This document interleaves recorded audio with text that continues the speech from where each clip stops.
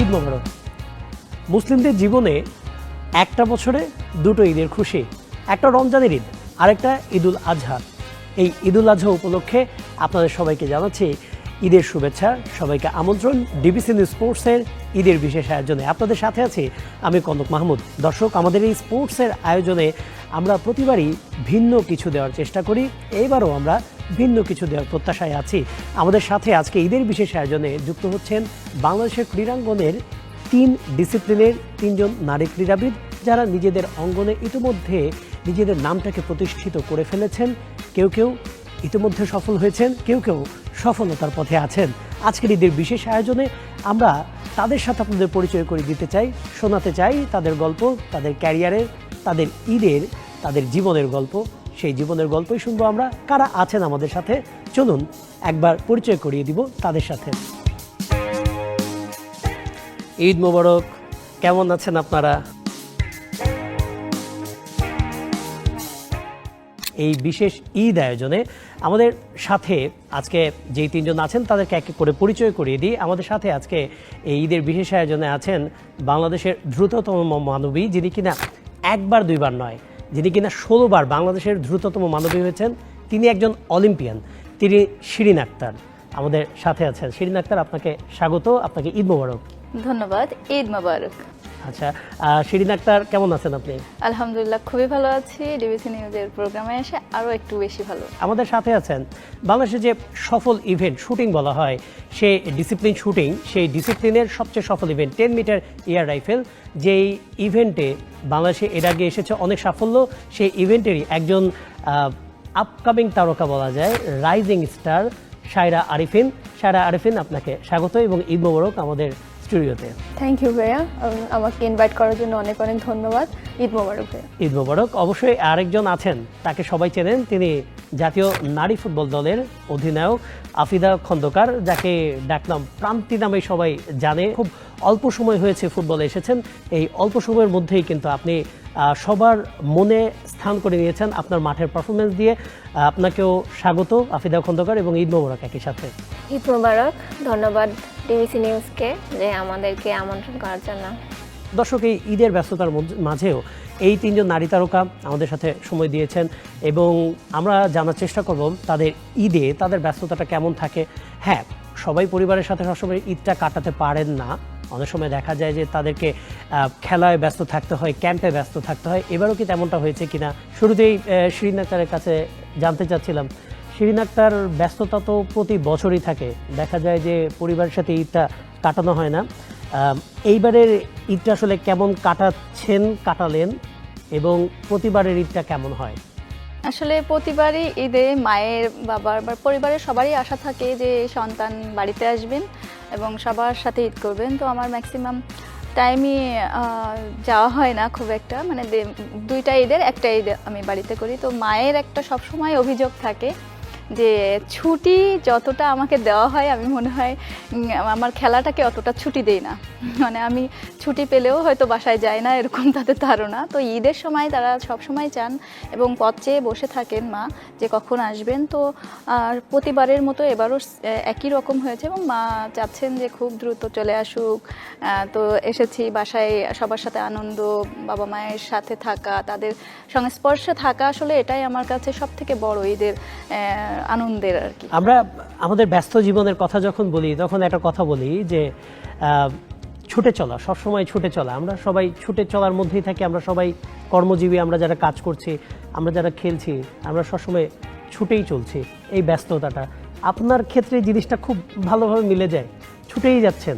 এই ছুটে চলাটা কেমন উপভোগ করছেন আপনি? এটা আমার শরীরের রক্তের সাথে আসলে মিশে গিয়েছে, সেরকমই বলা যায়। তো এটাও যেরকম আমার একটা পার্ট, আমার পরিবারও একটা পার্ট। তো দুটোকেই আসলে একসাথে একইভাবে সময় দেওয়ার সুযোগ নেই। তো যখন সুযোগ হয় তখন বাবা মায়ের কাছে ছুটে যাই এবং তাদের সাথে সময় কাটাই। ওটা আসলে অন্যরকম একটা তৃপ্তি। বিশেষ করে বাবা মাকে জড়িয়ে ধরা, তাদের মানে তাদের স্পর্শ পাওয়া, এটা তো খুব ছোটোবেলায় সুযোগ হয়েছিল, আর এখন বড় হয়ে তাদের কাছে বছরে কিছুটা সময় পাই। তো সেই একটুকু সময় আসলে মিস করতে চাই না এবং খুবই খুবই কাছাকাছি থাকতে চাই, খুব খুব উপভোগ করি। এবং ছুটে চলা, যে বললেন যে ছুটে চলা, আসলে জীবনের সব ক্ষেত্রে সব জায়গায় আমার খেলাটাও ছুটে চলাই। তো সব কিছু আসলে মিলেই যাচ্ছে। আমি আসলে খুব ছোট্টবেলা থেকেই ছুটে চলছি, তো এখনো থামছি না। দোয়া এখনো করবেন আমার ছুটেই জন্য। যাচ্ছেন আপনি। হ্যাঁ, দোয়া করবেন। সামনে বেশ কিছু গেমস রয়েছে, সেগুলো গেমসে যেন ভালো কিছু করতে পারি। সেই জন্যই আসলে, দেশের জন্যই আসলে আমার এই পরিবার, আমার প্রিয় প্রিয় জিনিসগুলো, প্রিয় প্রিয় মানুষগুলোর থেকে দূরে থাকা। দেশকে অনেক বেশি ভালোবাসি, চাই যে দেশের পতাকাটি বিশ্বের দরবারে খুব সুন্দরভাবে উপস্থাপন করতে। অবশ্যই তো আমরা এজন্যই আর কি দেশকে ছুটে চলা। অনেক বেশি ভালোবাসি, এই জন্যই দেশের জন্যই আমরা ছুটে চলছি। আরেকজন কিন্তু আছেন, তিনিও ছুটে চলছেন এবং তিনি আরও ছুটবেন সামনে, কারণ তার সুন্দর একটা ভবিষ্যৎ রয়েছে ফুটবলে। আফিদা খন্দকার, আপনিও ছুটে চলছেন। এই ছোটাটা সাম্প্রতিক সময় শুরু হয়েছে, তবে ব্যস্ততাটা দারুণ উপভোগ করছেন। আবার অনেক সময় ব্যস্ততার কারণে বেশ কিছু বিড়ম্বনাও হচ্ছে। বাবা মার আদরের সন্তান, বাবা একেবারে ফুটবলের যে হাতে খড়ি সেটা করিয়ে দিয়েছেন, আপনার বাবা সাবেক ফুটবলার ছিলেন, কিন্তু সেই মেয়ে ফুটবলকে আপন করে এখন ফুটবলের ক্যাম্পে আছেন কিংবা দেশের বাইরে খেলছেন। বাবা মা একটুখানি মানে অন্তরালে চলে গেছেন, বাবা মাকে একটু খারাপ লাগে না যে না, মেয়েকে ফুটবল শেখালাম, এখন মেয়ে ফুটবলকে আপন করে নিয়েছে, আমরা কিছুটা বড় হয়ে গেছি, এরকমটা মনে হয় কিনা কখনো বাবা মার? না, বাবা মার কাছে এটা মনে হলে তাহলে ফুটবলে দিত না, কারণ বাবা তো জেনে শুনে আমাকে ফুটবলে দিছে। তো বাবা মা সবসময় সাপোর্ট করে যে হচ্ছে ফুটবল খেলতেছে, আরও ভালো করো, আরও ভালো কিছু করো, দেশের জন্য করো। তো বাড়িতে কি হইতেছে এটা দেখা লাগবে না তোমার, আমরা আসি ভালো, সমস্যা নেই, তোমরা দুই বোন ভালো করে খেলো। তো বাবার কথা হচ্ছে এটা, আর মা একটু কষ্ট পায় কিন্তু তারপরেও কিছু বলতে পারে না বাবার জন্য। বাবার মন বুঝলাম, মায়ের মনটা বুঝলাম, মেয়ের মন কি বলে? অনেক সময় দেখা যায় যে দেশের বাইরে ঈদ কাটাতে হচ্ছে, ঢাকা ঈদ কাটাতে হচ্ছে ক্যাম্পে, তখন মেয়ে আফিদার কতটুকু খারাপ লাগে? এটা হচ্ছে দেশের জন্য স্যাক্রিফাইস করা হয় সবসময়। এবারও ঈদ হচ্ছে ক্যাম্পেই করা হয়েছে, কারণ এই মাসেই হচ্ছে আবার 25 তারিখ থেকে আমাদের মিয়ানমারে খেলা আছে, ফিফা বাছাই পর্ব।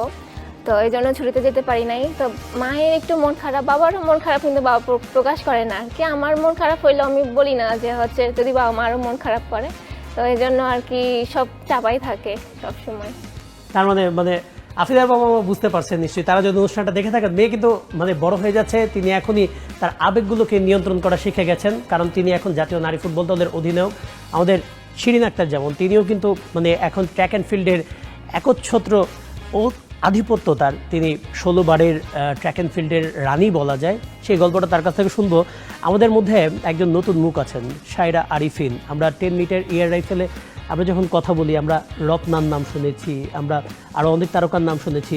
আবদুল্লাহ হেলবাকি, তিনি আমাদের জন্য আন্তর্জাতিক সাফল্য নিয়ে এসেছেন, আসিফ নিয়ে এসেছেন। আমি আপনার কাছ থেকে ঈদের অভিজ্ঞতা না, আমি শুনতে চাই যে আপনি 10 মিটার এয়ার রাইফেলে এলেন, কি স্বপ্নটা দেখে এসেছেন এবং সেখানে কি আসলে আসিফ কিংবা বাকি কিংবা রত্না, তাদের ইনফ্লুয়েন্স কতটুকু কাজ করেছে? আসলে আমি প্রথমে শুটিং সম্পর্কে কিছুই জানতাম না। আমার বাবা একজন ক্রিকেটার ছিলেন এবং আমার মা কারাতেকা ছিলেন। তো তারা স্পোর্টসে থাকার কারণে আমার একটা ইচ্ছা ছিল, ফার্স্টে আমার ইচ্ছা ছিল আমি ক্রিকেটে যাব, বা আনফর্চুনেটলি ওটা হয়নি। তো মেইন ইচ্ছা ছিল যে আমি একটা স্পোর্টস পার্সন হব, কোনো একটা স্পোর্টসে যাব। বাট শুটিং সম্পর্কে আমার কোনো আইডিয়া ছিল না, যে শুটিং নামটাই আমি কখনো শুনিনি। পরে একসময় হচ্ছে একদিন একটা নিউজ পেপারে একজন শুটারের প্রতিবেদন আছে, ওখানে আমি জানতে পারি শুটিং শব্দটা আমি ওখান থেকে শুনি। তো পরে আম্মুকে বললাম, তো আম্মু চিন্তা করছিল তখন যে মেয়েকে কোন খেলায় দেওয়া যায়। তখন আম্মু বললো যে হ্যাঁ, তুমি শুটিং শিখতে পারো। তো আম্মুর কোচকে জিজ্ঞেস করে যে চট্টগ্রামে কোথায় শুটিং শেখা হয়। ওখান থেকে জানি আমাদের Commonwealth gold medalist, first Commonwealth gold medalist Atiqur Rahman স্যারের কথা। এরপরে হচ্ছে ওখান থেকেই হচ্ছে আতিক স্যারের থেকেই আমার হাতে খড়ি শুরু। ওখান থেকে আমি শুটিং সম্পর্কে জানি, ওখান থেকে আমার জার্নি শুরু। এখন ক্রিকেটার বাবা এবং কারাতেকা মা, তারা কি বলেন মেয়ের এই শুটিং দেখে? ওরা অনেক গর্ববোধ করেন এবং আমাকে নিয়ে অনেক আশাবাদী যে সামনে আমি ইনশাল্লাহ অনেক ভালো কিছু করব। এবং অবশ্যই আমার মা বাবা দুজনের সাপোর্ট অনেক বেশি ছিল আমার জার্নিতে। এবার ঈদের প্রসঙ্গে আসি, মানে যদিও ক্যারিয়ারটা বেশি দিন কিন্তু আপনার শুরু হয়নি, খুব অল্প সময়, তারপরেও কি এমনটা হয়েছে যে পরিবারকে ছাড়া ঈদ করতে হয়েছে এরকমটা? জি হ্যাঁ, গত বছরের ঈদ আমি গত বছরের রমজানের ঈদ এবং কোরবানির ঈদ দুটোই পরিবারের বাইরে করেছিলাম। যদিও কোরবানির ঈদে আমার বাবা মা দুজনই ঢাকায় চলে এসেছিল, তখন অলিম্পিকে ক্যাম্প চলছিল, তো ওরা দুজনই ঢাকায় চলে এসেছে আমার সাথে ঈদ করার জন্য, যেহেতু একমাত্র সন্তান বাবা মায়ের সেই হিসেবে। কিন্তু এবারে ঈদ আলহামদুলিল্লাহ বাবা মায়ের সাথেই করেছি। আসলে আপু যেরকম বললো যে বাবা মায়ের কাছে থেকে ঈদ করার আনন্দটা, এটাই আসলে হচ্ছে ঈদের মানে মূল আনন্দ, আমার কাছে এটাই মনে হয় যে তাদের সংস্পর্শে থেকে ঈদ পালন করা। আচ্ছা, শিরিন যে দুজন এসছেন তারা অনেক পরে আসলে স্পোর্টসে এসছেন আপনার, আপনি এত বছর ধরে খেলে আসছেন, এখন ওই যে বলে না যে তুমি তো বড় হয়ে গেছো, মানে এই যে বড় ছোটর যে ব্যাপারটা থাকে সেই ব্যাপারটা কখনো আপনাকে প্রভাবিত করে কিনা, মানে আস্তে আস্তে এই আবেগগুলো আমাদের অনেকটাই মানে ধূসর হয়ে যাচ্ছে কিনা? আসলে এক একটা সময়ে মানে এক একটা বয়সে এক এক রকম ভাবেই আমরা আনন্দ পেতে পছন্দ করি। তো ছোটবেলা কারো কাছ থেকে নিয়ে যে আনন্দটা পেতাম হয়তো এখন দিয়ে সেই আনন্দটা পাই, এবং যে মানুষগুলোর কাছ থেকে পেতাম এখনও যে মানুষগুলোর কাছ থেকে পাই তাদের কাছে আমরা কখনোই বড় হইনি, হবও না। তো সেই ক্ষেত্রে এই ফিকে হওয়া জিনিসটা একদমই অন্তরের জিনিস, এটা একদমই মনের ভেতরের জিনিস। তো এটা আমার মনে হয় যে যার যার নিজস্ব একটা গণ্ডি আছে, যে মানুষগুলো তাকে সব সময় ছোট্ট বেবিদের মতো করেই আগলে রাখবে, এবং হচ্ছে যারা ছোট আছেন আমার তাদের আমি সেভাবে স্নেহ করি এবং দিয়ে মজা পাই, দিয়ে আনন্দ পাই। তো সময়ের সাথে সাথে অনেক কিছুরই পরিবর্তন হয়, এই আনন্দগুলো